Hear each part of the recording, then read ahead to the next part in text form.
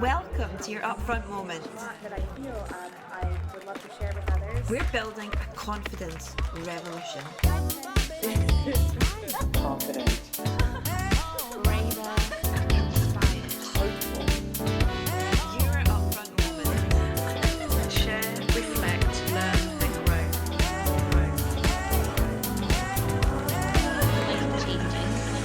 Here to change confidence, not women.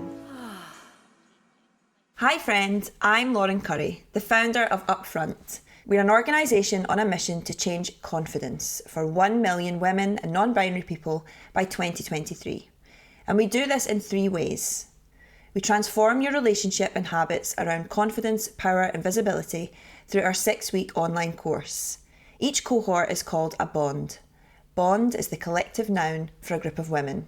And over 1,000 women have graduated from a bond from over 20 different countries. We build community, real, genuine, human community, where women learn how to stand up for themselves and each other. We hold each other to account, we celebrate each other and learn together. Our community is Global Bond. We create content that will inspire, challenge and motivate you to be upfront. We are here to change confidence, not women.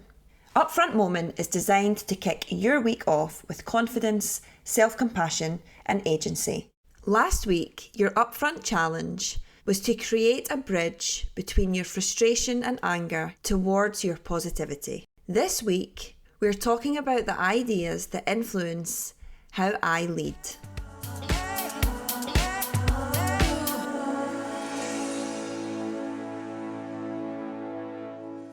I was inspired to have this conversation and to think about these ideas by a book called The Power of Giving Away Power: How the Best Leaders Learn to Let Go by Matthew Barzun.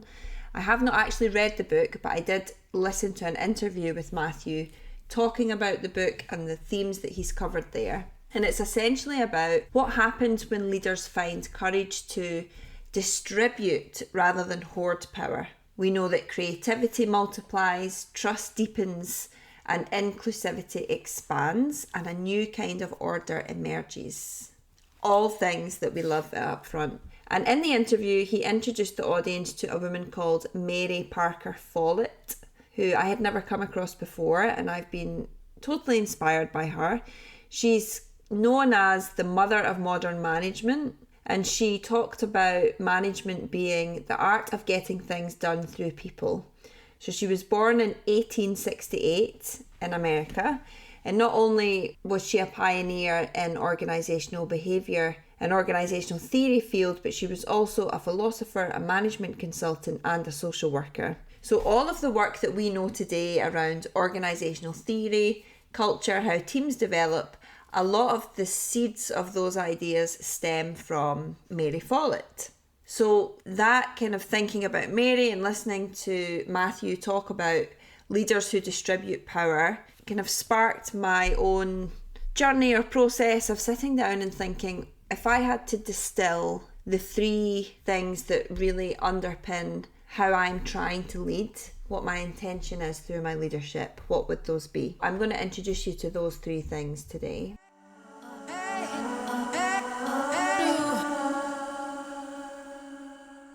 The first one is this idea of, is your light on? Turning someone else's light on. So the conversation between these 2 people goes like this. Somebody had been at a conference with Barack Obama, and the person interviewing him said, so did Barack Obama light up the room? And he said, yes, the room got lit up, but not in the way that you think, because he got all of us to switch our lights on. Now, it's a really simple idea on the surface, but it's really, really struck with me because I think there is an immense difference between being a leader who's prioritising turning your own light on versus being someone who is working with intention and thoughtfulness to get other people to turn their own lights on.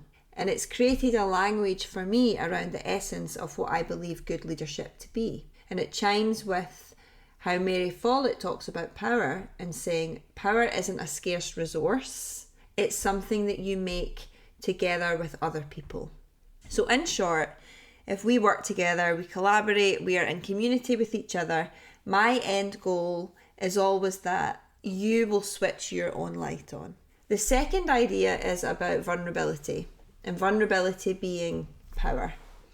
So those of you who have been in the Global Bond for a while know that I am committed to always trying to be more of myself. And I encourage each of you to be more of you, because I believe that being more yourself and making other people feel more themselves is leadership. It might sound like saying, I don't know the answer. Or it might look like saying, I made a mistake. Or it might sound like, how can I do better next time? Help me understand how I can be better next time. The third idea is about asking for help. Can you help me? So I'm really good at asking for help. It's a skill that I learned early and I keep working hard at. And I think knowing that you need help and knowing when to ask for help is an essential part of leadership. And the act of asking for help is also part of vulnerability. That's why for many of us, asking for help feels so scary and so difficult, because asking for help, in a nutshell, is exposing weakness. It is showing vulnerability.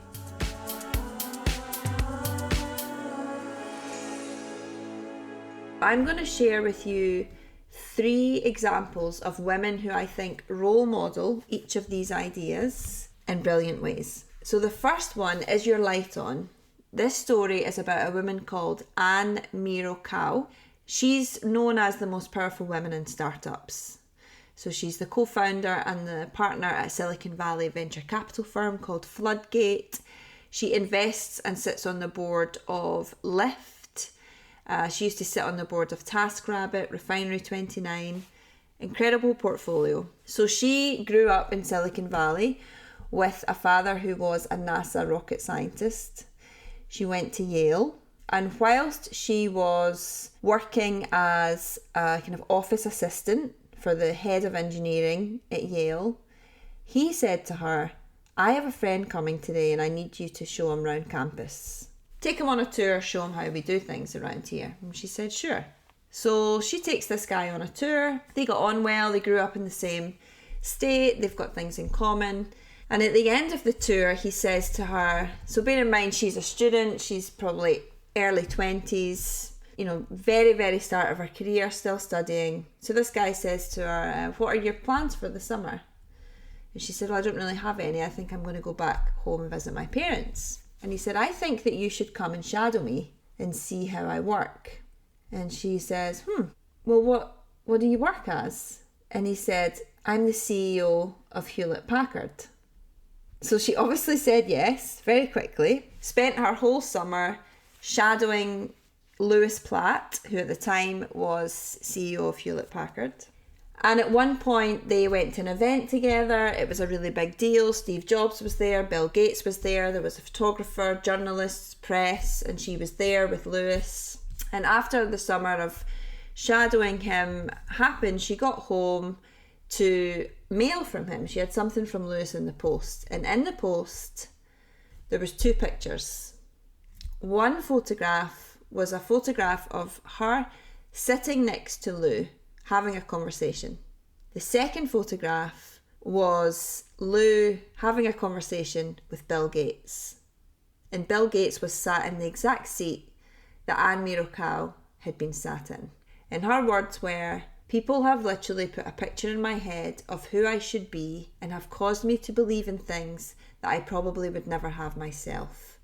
She tells the story about these 2 pictures literally exploding her horizons on what is possible, what was possible for somebody like her.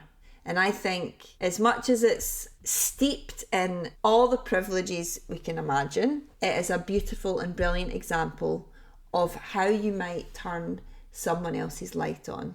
The second point around vulnerability, of course, the example is Brene Brown. Who else would we talk about in the theme of vulnerability? Brene is a renowned author and researcher, and she recently had to explain her decision to resume her Unlocking Us podcast on Spotify not long after she became one of the first to join a Spotify boycott, essentially. So Brene shared lengthy updates on her blog and on her Instagram, sharing details of her conversations with Spotify, what she was thinking about, the questions she was asking herself, her team, her audience. At one point, she said, "I've started to think about the podcast world as a big high school cafeteria.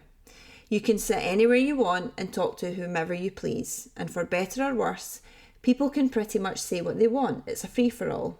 As a podcaster with an exclusive contract, it is the case that I sit at an assigned table with other exclusive Spotify podcasters. And if you want to sit with me and talk, you're going to need to come to my table. And I'm sitting beside Joe Rogan. I wish there was an easier way. Thank you for learning and your support. Awkward, brave and kind. Wouldn't be important if it was easy." Now, the reason I think this is a masterclass in vulnerability is because she role modelled all of the things that she teaches and preaches and writes about and researches about in a very highly emotive, very real time, millions of people all over the world watching her, commenting, critiquing, and she was clear. And whether we agree with her decision or not, she was vulnerable and that she let us in to the process she was going through to make that decision. You can see this on her Instagram. If you go now, you're able to read these passages. And I think there's a lot to learn from how she did that. The third one, the last one, this idea of asking for help. So this is interesting because I put a call out across my community on Instagram and Twitter, thousands and thousands of people, and asked, who are the leaders that you know that ask for help in a regular, honest and graceful way? Tumbleweed. So that's something for us all to think about. But my friend Pippa introduced me to this amazing woman who I am so excited to have found. You're also going to be inspired by her. She's called Sarah Wajid, and she is the co-CEO of Birmingham Museums. So Birmingham Museums Trust is one of the UK's largest independent museum trusts, and it has appointed Sarah Wajid and Zach Mensah as joint CEOs. That's one thing that's progressive and remarkable. And the appointment is rare because people of colour reaching the highest level of leadership in UK museums and job sharing taking place at that level. Out of the 45 institutions represented on the National Museums Director Council, only one other organisation is led by a person of colour. So already, just by being who she is in the role she is in, she is challenging the status quo, breaking norms. And she regularly asks for help in the most graceful and honest way. She does this on her LinkedIn and her Twitter, and I'm going to read out some quotes that I took from her online pages. "I feel like there must be an inner circle that I'm not privy to. How do cultural organisations find money to backfill positions to enable their employees to go on 6-month leadership programmes? More and more peers and colleagues are opening up about being in therapy. Many have started therapy to cope with work stress. It really helps me as a new CEO to hear that wise, senior people who I respect need and use this kind of help. No one is superhuman. As many of us are, I'm thinking about violence against women.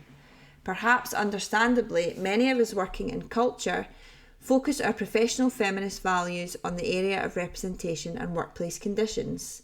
So I'm wondering, what is the most effective intervention someone in my position, a museum director, can make on the fight against violence against women?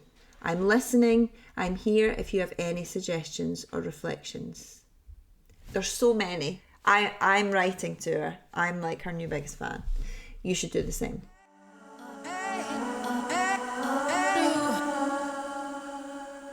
With these 3 stories in mind, Lewis Platt and Anne Miura-Ko, Brene Brown, Sarah Wajid, your upfront challenge this week is to help someone else turn their own light on. Thank you for listening, friend. Let me know how you go with your Upfront challenge. And tag us at Upfront Global, tag me at Lauren Curry, and let me know what you took away from this moment. And of course, please let me know if there's any topic you'd like me to cover next. Don't forget to sign up to our weekly newsletter. Every Tuesday, we send over 4,000 people all over the world links, insight, and inspiration that will leave you feeling ready to take action. If you've enjoyed today's Upfront Moment, you are going to adore our 6-week online course, Bond 6. By now you've probably heard of the Bond. Bond is the collective noun for a group of women, and over 1,000 women and non-binary people from over 50 countries, representing organisations such as Nike, Pleo and Spotify, have graduated from our 6-week online course. Bond 6 starts on June 6th. 6 weeks of online learning and community that will transform your relationship with your own confidence. The problem isn't that women aren't confident, but that confidence in women is not rewarded in the world. This is the problem that we exist to solve. The Upfront Bond course has been called the Couch to 5K for Confidence. I share practical and inspirational tools and insights to help you be more upfront in every single aspect of your life. Of course, Upfront has made me more confident, more sure of myself. People have noticed a change in me. They did after even 2 weeks of doing the course. But the most important thing for me was it helped me realise how unhappy I was in the job I was doing, how unhappy I was with the culture, but gave me the courage to step up and say something, and ultimately encouraged me to go out on my own and set up as a freelance person. That's just an absolute game changer for me. Visit weareupfront.com to take a peep at the Bond 6 details and of course sign up to our newsletter. Bye friend, I'll see you on Monday for your next Upfront Moment.